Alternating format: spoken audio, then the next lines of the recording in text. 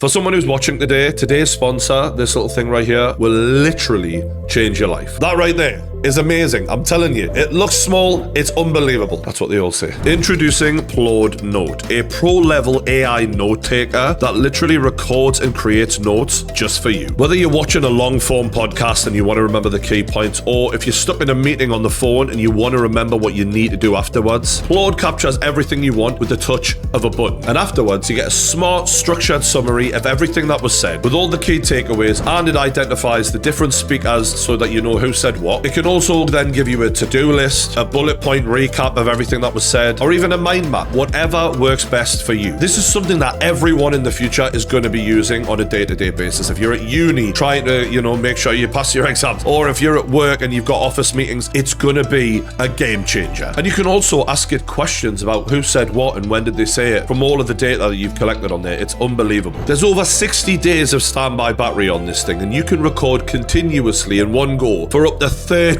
hours just on one recording. Plaude keeps your data safe with end-to-end encryption, and they meet top global privacy standards like GDPR. Over 1 million people are already using Plaude every single day. So you'll be in good company when you click the link in the description below and use code TRUE10, that's TRUE 10, all block capitals, all one word, for £10 off your first order. Thanks for Plaude for all their help, but for now, enjoy the video.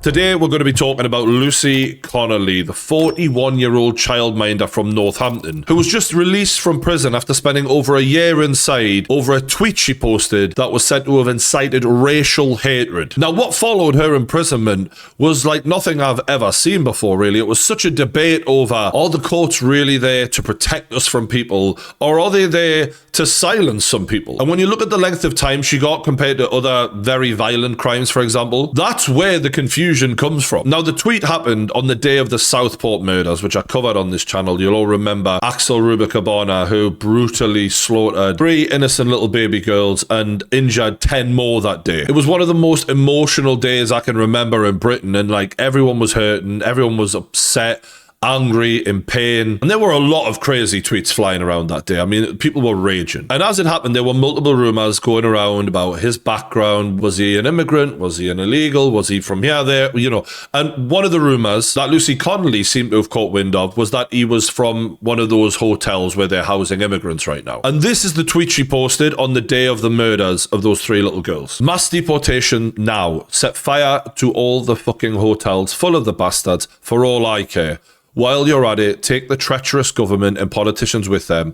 I feel physically sick knowing what these families will now have to endure. If that makes me racist, so be it. Now, nobody can condone a tweet like that. It was absolutely mental, and like, no matter what's going on, you should never be like even mentioning burning buildings down with people inside it. It's just fucking crazy. However, people post crazy shit online every fucking day. I myself have had a million death threats, right? Like loads of them, and a lot more like pinpoint than that one. That was quite vague, like a for all I care sort of thing. A lot more like, I'm coming and I'm going to fucking kill you, motherfucker. That sort of death threat. So it begs the question, why did they take that tweet in particular so much more seriously than all of the other tweets that happen every day? Well, it was viewed by over 300,000 people, and that was kind of used against her a lot. Like, so many people seeing this, which is why it's inciting racial hatred and violence, because it was to a huge audience. However, as far as I'm aware, her actual follower count at that point was under 10,000. So really, she could never have known that it was going to blow up to such a degree. And she spent over 12 months in jail for that tweet. When, as I've said, people guilty of seriously violent crimes get less than that, sometimes nothing even, quite regularly in the UK. And I do think timing played a key role in this, because in the wake of the Southport murders, Keir Starmer made a statement that he was going to go after people who were protesting or venting or being violent or anything basically about the murders. The police will be making arrests, individuals will be held on remand, charges will follow, and convictions will follow. I guarantee you will regret taking part in this disorder, whether directly or those whipping up this action online. And you can bet he would have made it very clear behind the scenes, come down hard on anyone organising violence, which I think is very debatable whether or not she was doing that, by the way. Now, this tweet apparently was written in the heat of the moment. It wasn't well thought out, and I think you can tell when you read it. But when you look at the way she starts this tweet, mass deportation now. The UK for the last couple of decades, right, has been very much pro-immigration. No matter if it was Labour or Tories, they've rolled out the red carpet for immigration. And Keir Starmer in particular is weak as piss on immigration. So I think when they've read that, it's very much a challenge to the establishment. She then goes on to say, set fire to all the fucking hotels full of the bastards for all I care. Now that's what really got her jailed by the looks of it. Obviously, as I've said, horrible, nasty thing to say. No one should ever come out with that. It's mental. But the for all I care bit on the end of it, that wasn't really mentioned a lot when people were reporting it in the headlines and all of that. It was very much like, she said everyone should go out and set fire to them now. That was the way it was reported. And I do think for all I care does give a bit of context to it. And I've seen some people say it's very much approval by indifference. People who think she should have gone to jail are saying, well, she wouldn't object to it being done, therefore means she approves of it being done. But is that strong enough to throw someone in jail that for all I care? It's not her actually saying, let's definitely do this now, is it? And for me, if you're going to put someone in jail, there needs to be like real certainty and not like reasonable doubt there. And I think that that is vague enough where she could have easily have just meant, I'm so angry about these murders that I wouldn't care even if something horrific like that did happen. That's how angry I am. Obviously, she might not have meant that, but the point I'm making is it's more than vague enough for me to have uncertainty over it because she doesn't sound like she's saying, right, let's start a riot right now. And apparently in America, they have like a different kind of threshold for inciting violence over there. It needs to be like more of an urgent call to action and a lot more like definitive. So instead of her saying burn them down for all I care, she would have need to have said something more like, we need to go and burn them down tomorrow at 2 o'clock. Bring your petrol. But that way it's not just like a throwaway comment, but it actually shows intent. And it's a lot more easier to prove in court, I would imagine. And I actually think that's a reasonable way to have like guidelines for this because people say dumb shit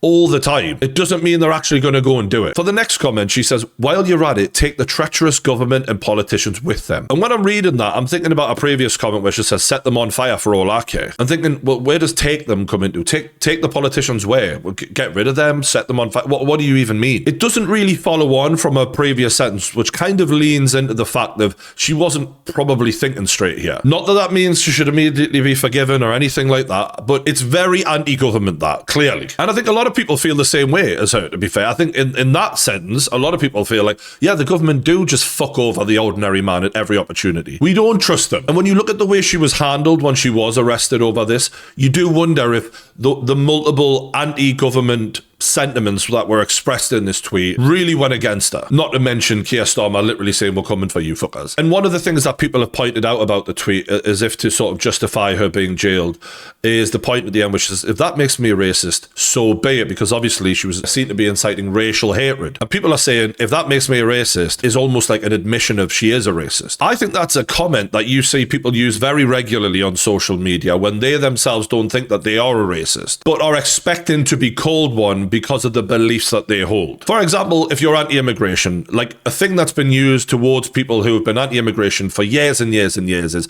well, you must be racist then. And it's a way of shaming people and shutting down the argument without really having to have the argument. So those people who've been getting that for years have now started to combat that with almost like Emineming themselves of like, I'm going to call me it before you can. Oh, I'm a racist then, am I? I think that's exactly what she's doing here. I don't think that's an admission of her being a racist or racially hating or anything like that. And again, I'm not saying whether she is or she isn't a racist. I'm just dissecting the fucking tweet before people get onto me. Now, when you look at it piece by piece, is it possible that they really thought that she was a danger to the public based on that tweet? Well, I think we've got to bear a few things in mind and instead of just looking at the tweet on its own, right? The context of what day it was on. It was the day of the Southport murders. Everyone was upset. Everyone was hurting. Not everyone was tweeting crazy shit like she was, so it doesn't excuse it, but there were a lot of crazy tweets going around, right? Maybe not as bad as that. People were severely upset and they felt let down by the government. Now, she did delete the tweet within about 3.5 hours of posting it. She posted an apology on Twitter a few days later saying that she'd acted on false and malicious information and that she regretted it. Now, she was arrested about 8 days after the tweet, and when she was asked by police, what had been going on, she said that her own child had died in horrendous circumstances and that the stabbings of the children in Southport had put her into a rage, that she felt hatred about the incident and the circumstances, but not about race. case. She said that she'd taken the post down because she realised it was wrong. Later in the interview, she said her tweets were not racial and had no intention to cause hate or racial issues. And about the child that she'd previously lost, it was a 19-month-old son who'd basically been let down by the hospital that he was at, and it was like medical negligence that led to the death. And apparently it was catastrophic failures, and Lucy had been really let down here. And that obviously left her with post-traumatic stress disorder and deep distrust in the authorities. And in reading it, you know, you think about that distrust and how people felt about the way that these girls had been let down by the authorities. And I can understand to some degree how she, more than an ordinary person, may be reacting in a worse way. Not saying that justifies anything, but I do think that the context matters. Because losing a child and being failed by the authorities in such a way,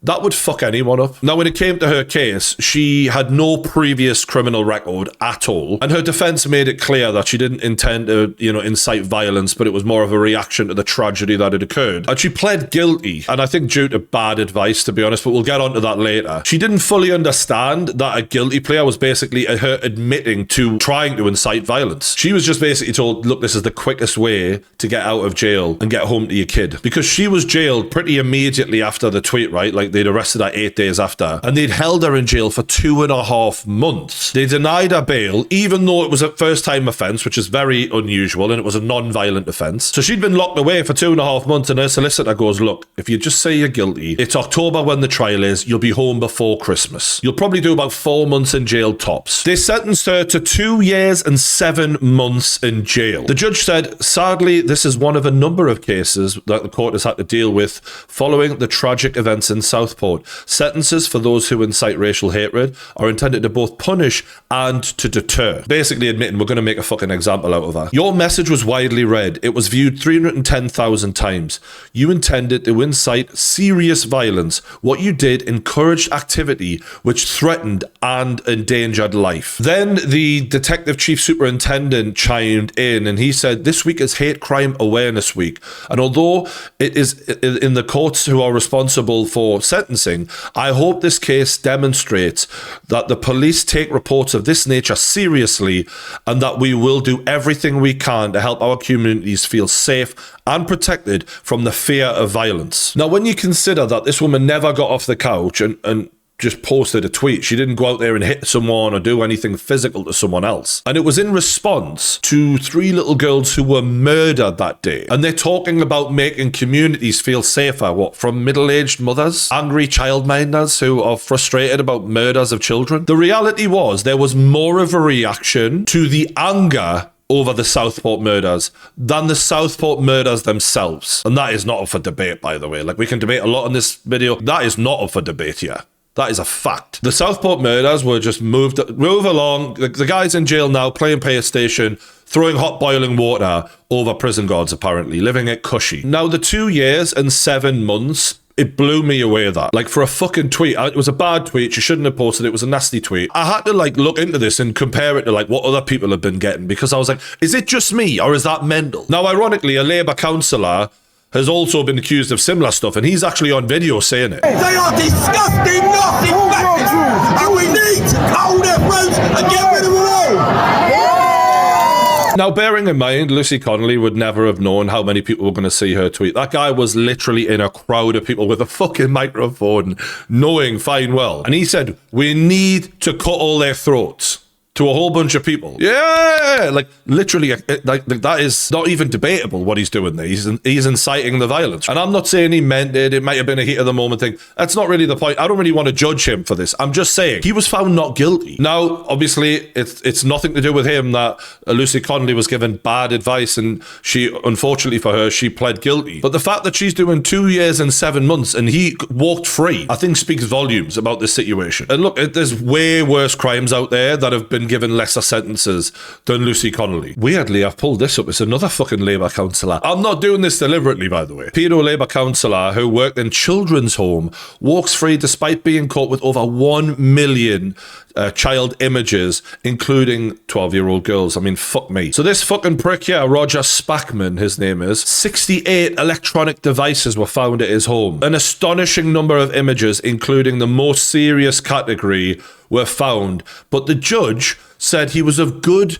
character, working hard in public service. I mean, what fucking difference does that make? Suspended sentence, walked free. Fuck me, man. See, in this article here, men who lured schoolgirl 15 into a van and live streamed sick footage of her being abused are spared jail. 3 lads just attacked her, got off scot-free. Imagine being the family of that girl, 15 years old. They go free and you're seeing some lass in jail for fucking tweeting. That would fuck my head up. Cancer doctor blames COVID after downloading sick images of girls as young as 4 years old. Paul Sturch pled guilty to downloading indecent images of children. He received a suspended sentence, so he went free. He was identified chatting online with an undercover officer concerning his interests in girls aged 4. Fucking hell, man. These are people who didn't do a fucking day in jail. Deliveroo driver sexually assaults pregnant Scots woman after forcing himself into her home, and apparently it was so bad that she miscarried the baby. He was found guilty and he was handed a 12-month prison sentence. He got like a third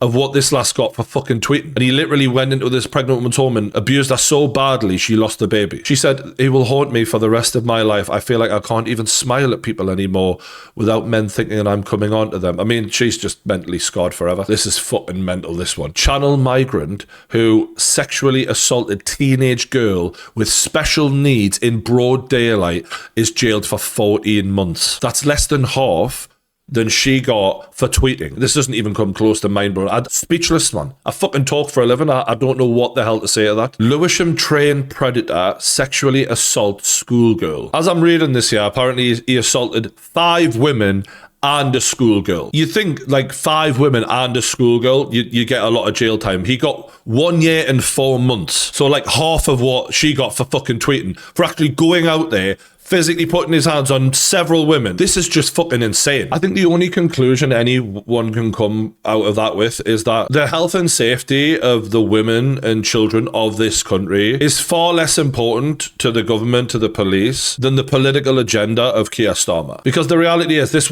woman wasn't out there leading the fucking charge to burn down hotels or whatever. Do you know what I mean? She's a fucking middle-aged mum who sent a fucking tweet, man. It was a bad tweet. It was a horrible, nasty thing to say. But the way you're punishing her compared to the way you punish people who do fucking violent acts towards women, it shows everything about this fucking country, doesn't it? Now, as it happens, Lucy has done an interview on her release where she sort of explains how it all went down, and it does give context. What do you think made you write that, and what do you think about it now, what you said? Of course, it wasn't my finest moment, and I definitely don't advocate violence or burning anything down or anything of the sort. To be honest, it was emotion. Does that make sense to you? I don't know what was going on. I was just so upset and so angry and just thinking to myself, when will this stop? You know, I was just anger, you know, like, and just, I wasn't thinking rationally. She seems regretful of what she said. She's certainly not saying it was the right thing to say, that's for sure. For some people, that's not going to matter, right? They're always going to hate her, and fair enough, really. I mean, that's not really what I'm interested in. What I'm more interested in is, why did she get such a sentence for that? What made you think quite quickly that they wanted to hammer you? Just the legal advice that I got. He was kind of... that was his advice as well. He was like, they're not playing by the rules with these cases. I've not seen anything like this before. You should never have been. Yeah, you should never have been remanded, but they have remanded you. I'm going to try and get you bail, but you know, I'm not hopeful. It was just the general consensus across the legal board, solicitors and lawyers and barristers, that these weren't normal circumstances. These cases were being treated different. That sounds obvious to me, like, especially after Keir Starmer's words before all this kicked off. She wasn't handled in the way everyone else who'd previously said something like that would have been handled. And that's not justice, that, is it? Justice is supposed to be the same for everyone. That's the whole point in it. You get what you deserve. But if what you deserve changes from person to person, then how the fuck's that working? I had a solicitor, and I'd gone through the tweet with her prior to my interview, and I'd spoke to her, and her words to me were, when I explained myself and what I meant and what had happened, she said, "You know what, Lucy, I think you've put that really eloquently. I think you should go in there and explain yourself to them. No comment, you know, And I think she was thinking at the same time, you know, this is really not, it was just a mistake, an angry mistake. You took it down, you didn't mean it. You're not, you know, this right-wing terrorist. And you've explained yourself really well, so go and do that in there. And obviously I had my interview. It went for, I don't know how long it was, but a while. At no point, you know, my solicitor was sitting next to me. At no point, you know, she kicked me under the table or nudged me or stop the interview and say, you know, you're doing yourself no favours there. You know, and she was happy with everything I'd said and whether, you know, and I'd explained to the police what my stance on immigration and illegal, you know, made it quite clear that I know the difference between immigration and illegal immigration. You know, but I feel that that was massively twisted and used against me, and I feel that I would have been much better just saying no comment, no comment, no comment, because they wouldn't have had anything to twist around back on me. So police gave your statement to the Crown Prosecution Service. Mrs. Connelly doesn't like immigrants. She thinks they are dangerous to children. Did you say that? Absolutely not. We had a conversation about how I knew, you know, I think my words were, I need to get the police interview. I'm well aware of how important immigration is to this country. I'm well aware that if I went to Northampton Hospital right now, if I said I didn't want to be treated by an immigrant, I'd probably be dead, you know, like, and like I said, some of my families that I work for, you know, they're Nigerian doctors, and I would have them treat me over, you know, they're the most compassionate people I know.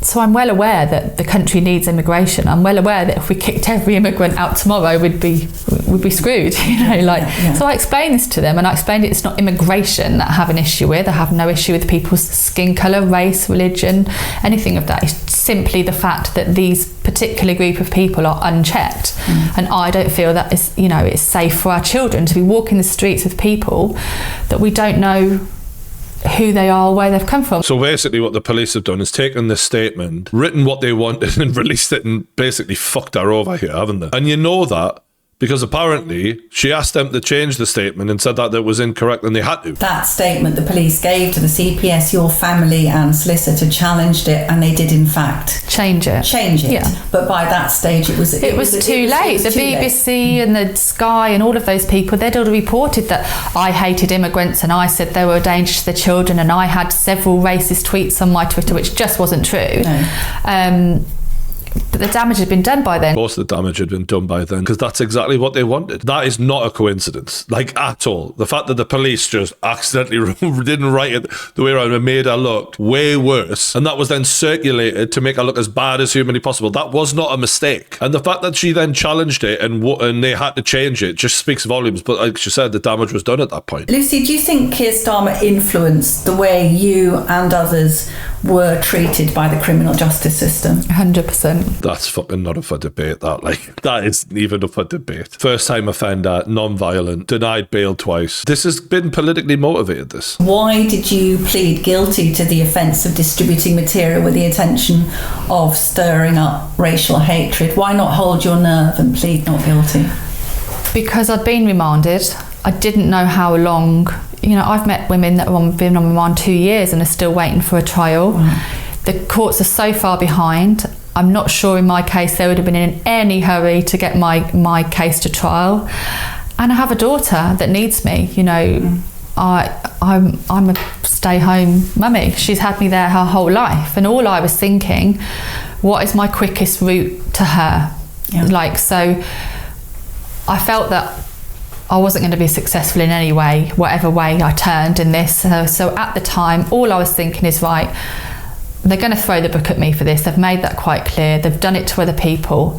What is my quickest route home? That's why they denied her bail. They denied her bail so that the walls would start closing in around her, and it would make her crack, and it would make her easier to break in there. So when it came down to it, she's like, I'm going to fucking plead guilty because I want to get out of here as quick as I can. I don't want to risk being stuck in here even longer. Very deliberate tactics, in my opinion, when you look at the fact that she was a first-time offender. She wasn't violent at all. This whole fucking case has just blown my mind, to be honest, because I think it really exposes, all right, yeah, she shouldn't have fucking done the tweet. She should not have tweeted that. It wasn't good. It was a terrible tweet. But the government was so fucking coordinated in the way they behaved towards her, and it wasn't a one-size-fits-all justice system, which is allegedly what we're supposed to have. They zoned in on her. We're going to fucking make an example out of her, and we're going to do it for good reason. Because at that time, there was huge criticism around the government, around the way they handled the whole Rubik Havana thing. And I think they were feeling the pressure, and it was a way of fighting back. Because Twitter really became a machine for people to vent their anger at this government, and